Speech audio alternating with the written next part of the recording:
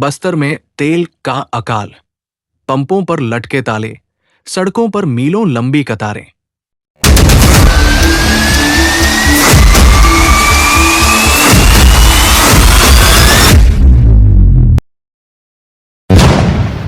प्रधानमंत्री मोदी ने ईंधन का प्रयोग कम करने के लिए कहा है, ना कि बिल्कुल नहीं करने कहा है। लेकिन लोगों ने घबराहट में जरूरत से ज्यादा पेट्रोल डीजल खरीदना शुरू कर दिया है, जिससे अब छत्तीसगढ़ प्रदेश के अधिकांश जिलों में पेट्रोल डीजल की भारी किल्लत हो गई है। पेट्रोल की कमी नहीं है, लेकिन पहुंचने में समय लगेगा। वहीं अब सप्लाई नहीं होने से कई पेट्रोल पंप बंद हो चुके हैं, जिसके चलते लोगों को परेशानी का सामना करना पड़ रहा है। जिन पंपों में पेट्रोल डीजल मिल रहे, वहां गाड़ियों की लंबी कतारें लगी है और लिमिट में पेट्रोल डीजल दिया जा रहा है। रायपुर राजधानी सहित जगदलपुर, नारायणपुर, कांकेर, कोंडागा, दंतेवाड़ा, सुकमा, बीजापुर जिले में भी लगभग हर जगह यही माहौल बन गया है। पेट्रोल डीजल संकट लगातार गहराता जा रहा है। जानकारी के अनुसार अधिकतर पेट्रोल पंपों में ईंधन पूरी तरह खत्म हो चुका है। कई पंपों पर नो पेट्रोल और नो डीजल के बोर्ड लगाए गए हैं। बाकी बचे पेट्रोल पंपों पर सुबह से ही लंबी कतारें देखने को मिल रही है। बस्तर जिले में पेट्रोल और डीजल का गंभीर संकट देखने को मिल रहा है। अधिकांश पेट्रोल पंपों पर गुरुवार को नो पेट्रोल और डीजल उपलब्ध नहीं के बोर्ड लगने से लोग परेशान होकर एक पंप से दूसरे पंप तक भटकते नजर आए। वहीं जिस एकाध पेट्रोल पंप में पेट्रोल उपलब्ध होने से वहां लंबी कतार लगी रही। पेट्रोल पंप संचालकों का कहना है कि ईंधन की कमी नहीं है, बल्कि सप्लाई बाधित होने के कारण ये स्थिति बनी है। समय पर टैंकर नहीं पहुंच पाने से पेट्रोल और डीजल की उपलब्धता प्रभावित हुई है। संचालकों ने भरोसा दिलाया कि अगले 2 दिनों में स्थिति सामान्य हो जाएगी। आमागुड़ा चौक स्थित पेट्रोल पंप पर नो पेट्रोल का बोर्ड लगा होने के कारण बड़ी संख्या में वाहन चालक बिना ईंधन लिए वापस लौटते दिखाई दिए। वही दलपत सागर किनारे स्थित पेट्रोल पंप पर पेट्रोल उपलब्ध होने के कारण वहां दुपहिया वाहनों की भारी भीड़ उमड़ पड़ी। लोगों को घंटों लाइन में खड़े रहकर अपनी बारी का इंतजार करना पड़ा। पुलिस लाइन स्थित पेट्रोल पंप में शाम के समय पेट्रोल पहुंचने के बाद कुछ राहत मिली। दूसरी ओर नेशनल हाईवे आमागुड़ा चौक नेशनल हाईवे पेट्रोल पंप पर पेट्रोल नहीं मिलने पर मायूस लौटते दिखे। रिलायंस पेट्रोल पंप पर पेट्रोल भरवाने के लिए 4 पहिया वाहनों की कतार हाईवे तक पहुंच गई थी। जगदलपुर शहर के अन्य पेट्रोल पंपों में यही हालात दिखाई दिए। ईंधन संकट का सबसे अधिक असर ग्रामीण क्षेत्रों से आने वाले लोगों पर पड़ रहा है। गांवों से शहर पहुंचे लोग घंटों लाइन में लगने के बाद भी खाली हाथ लौटने को मजबूर है। आम जनता ने प्रशासन और सरकार से जल्द स्थिति सामान्य करने की मांग की है। हालांकि दावा किया जा रहा है कि 2 दिन में हालात सामान्य हो जाएंगे।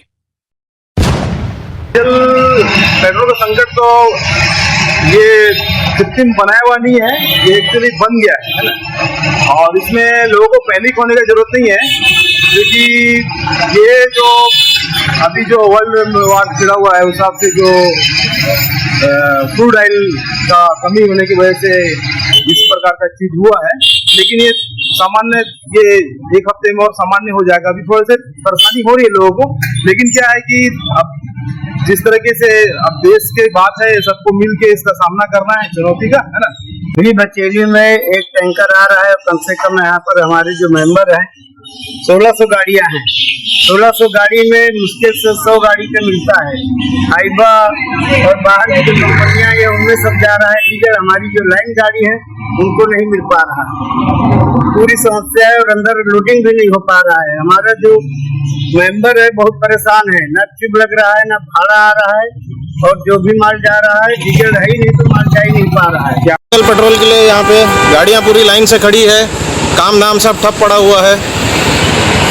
और प्रशासन को कोई फर्क नहीं है, रेट बढ़ गया, दाम बढ़ गया, लेकिन टंकी नहीं पहुँच रहा है, सिलेंडर नहीं है। असुविधा सबको हो रहा है, आम जनता को हो रहा है। स्थिति बहुत ही खराब है सभी जगह।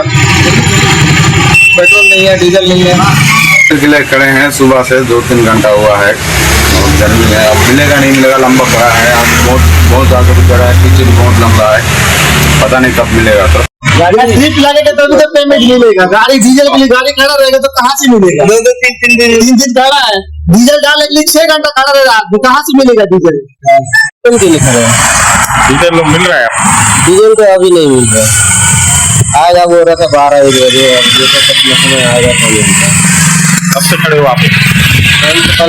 देखिए, हम आप लोगों के माध्यम से अपने प्रदेश की जनता से यही आह्वान करेंगे कि वो लोग पैनिक मत हों और सरकार मतलब पेट्रोल डीजल की पर्याप्त व्यवस्था है और एक आध दिन अगर कहीं कोई ड्राई हो गया तो अलग बात है, बाकी पैनिक होने की कोई आवश्यकता नहीं है। सरकार उसके लिए चिंतित है। और डीजल कहीं मिल नहीं रहा है। हमारे छत्तीसगढ़ प्रदेश में 70% से ज़्यादा पेट्रोल पंप सूखे पड़े हैं, पेट्रोल डीजल कहीं पे नहीं है। सरकार लगातार झूठ बोल रही है कि स्टॉक पर्याप्त मात्रा में है। आम जनता रात से लाइन लगाने को मजबूर है पेट्रोल पंपों में।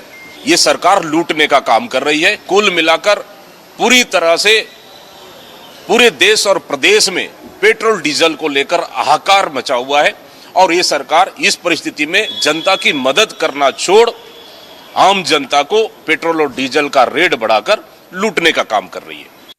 मैं किसान भाइयों से भी निवेदन करना चाहूँगा कि ये वैश्विक समस्या की वजह से बहुत सारे जो फर्टिलाइजर हैं उसके भी कीमत जो है बढ़ सकते हैं।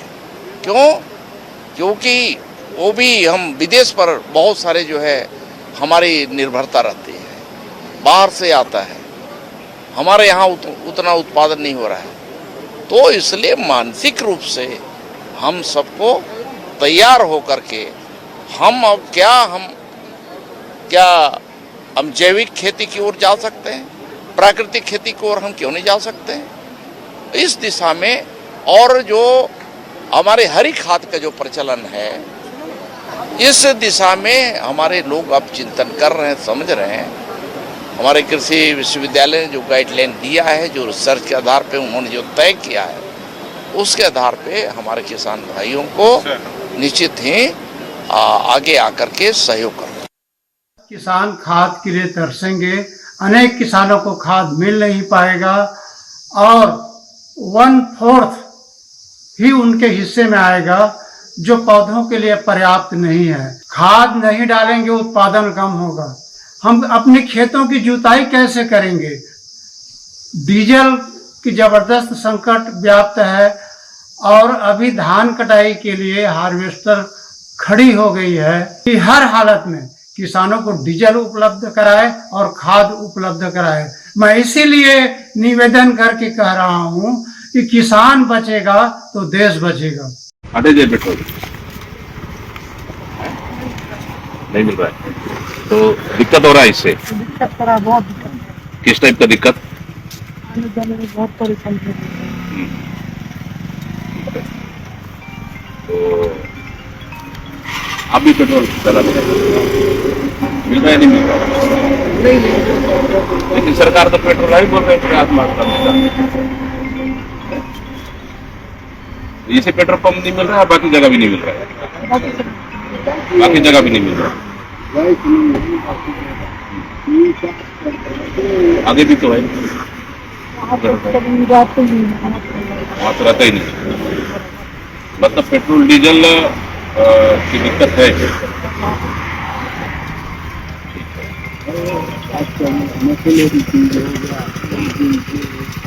पेट्रोल डीजल का आटे धोने से लोगों को दिक्कत है।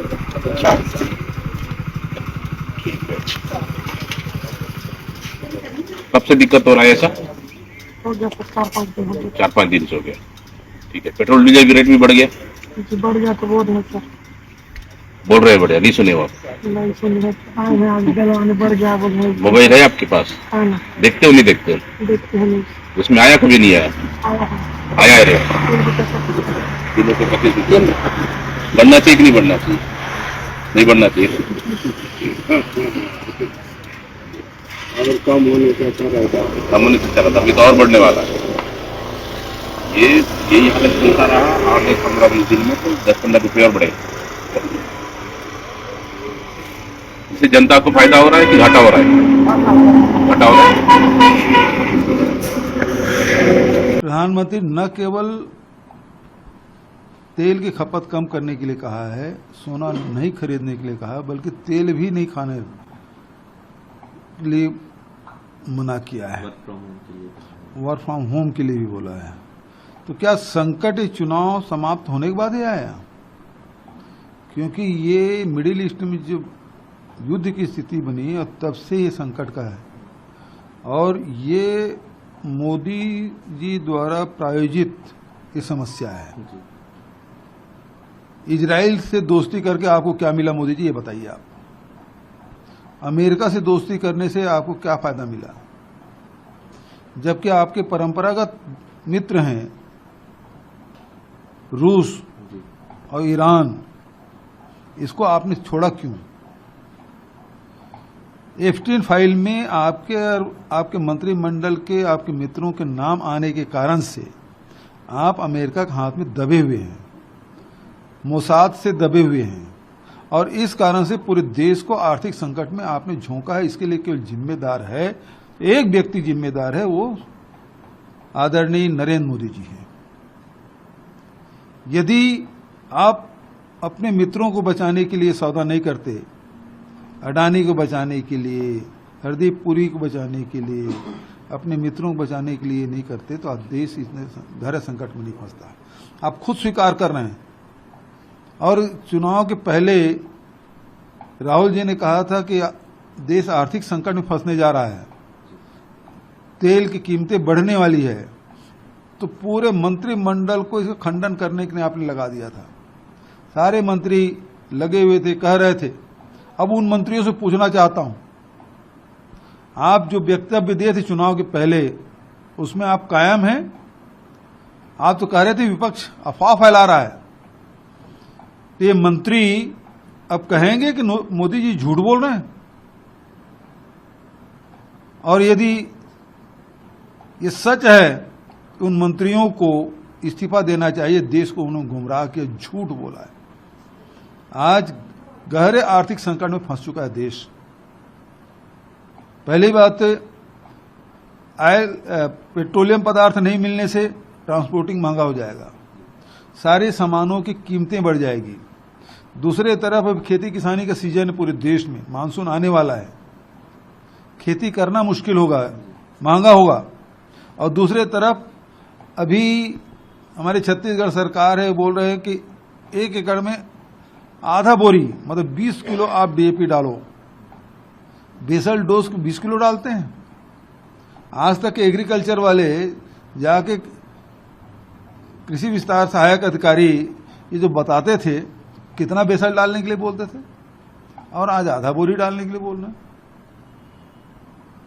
कोई 1 एकड़ के किसान है और सोसाइटी में जाएगा तो क्या आधा बोरी खोल के देंगे?